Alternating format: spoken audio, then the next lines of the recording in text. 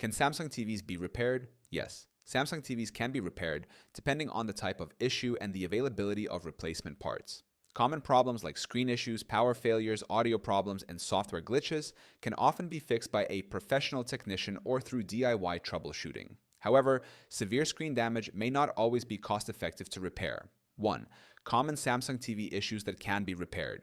No power or won't turn on, may require a power board replacement or cable check. No picture but has sound. Could be a backlight or T-con board issue. Flickering or distorted display, often caused by loose connections or faulty display components. No sound or audio issues. May need speaker replacement or software updates. Software glitches or freezing can usually be fixed by resetting the TV or updating firmware. 2. How to repair a Samsung TV. Step 1. Identify the issue, check power, connections, and settings. Step 2. Try troubleshooting.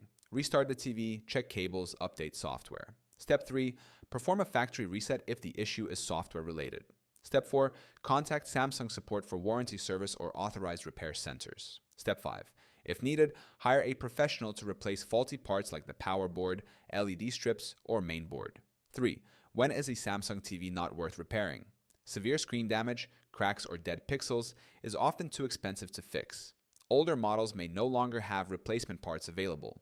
If repair costs exceed half the price of a new TV, replacing the TV may be a better option. 4. Where to get a Samsung TV repaired. Samsung authorized service centers. Check warranty eligibility.